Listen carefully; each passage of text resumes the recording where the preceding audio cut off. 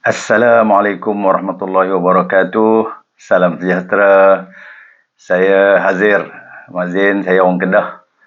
Hari ini saya nak mengulas tentang belanjawan 2025.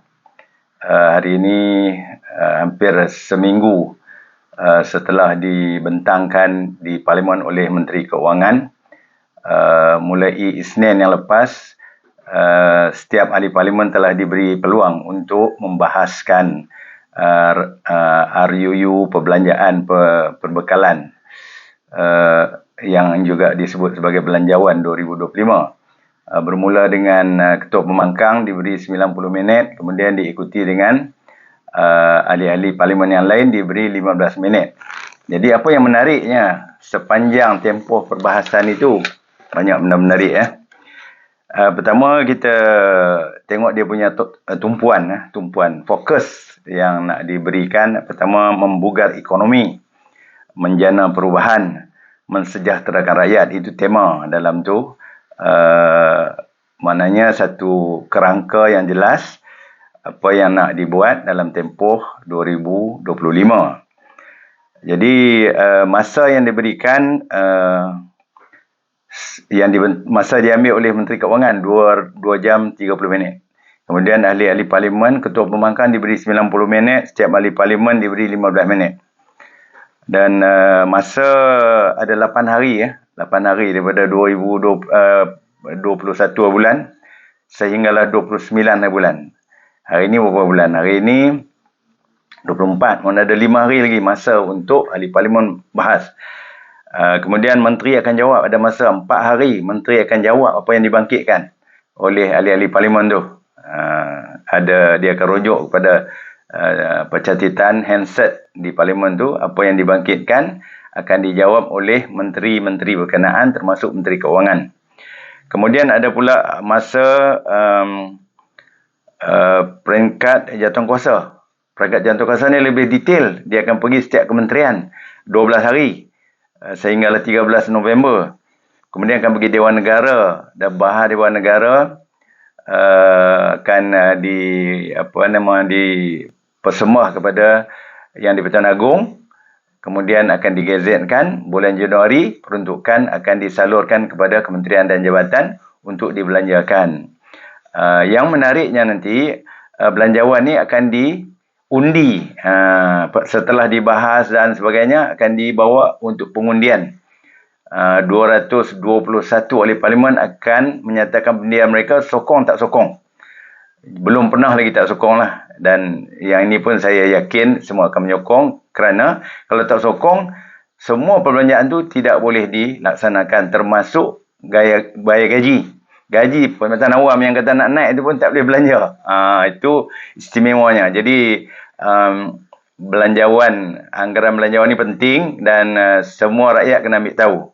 Jadi apa yang saya nak utarakan hari ini adalah perkara-perkara yang berlaku dalam tempoh perbahasan. Banyak benda yang menarik ya.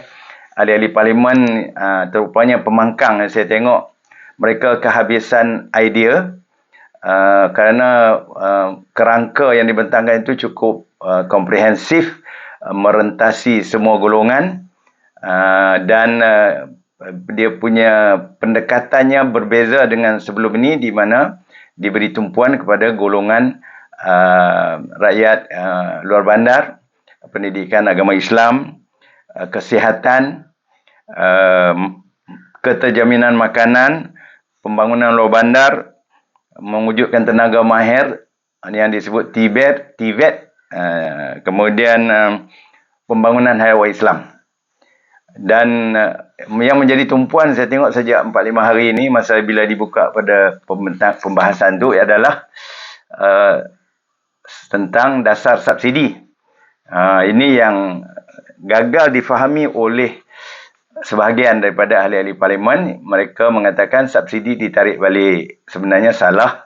Pemahaman itu bukan ditarik balik, tapi disusun semula dengan memberi tumpuan kepada 85% rakyat. Dan 15% yang dijangka tidak layak. Inilah yang menjadi T15 yang dipersoalkan dan juga menjadi direka cerita seolah-olah nanti ramai rakyat yang tercicir.